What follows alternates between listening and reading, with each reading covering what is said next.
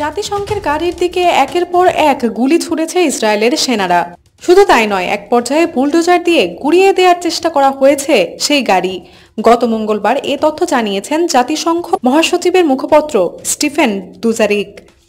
সিএনএনকে দুজারিক জানান, একটি চেকপয়েন্টে ইসরায়েলি প্রতিরক্ষা বাহিনী গাড়ির বহরটিকে থামায়।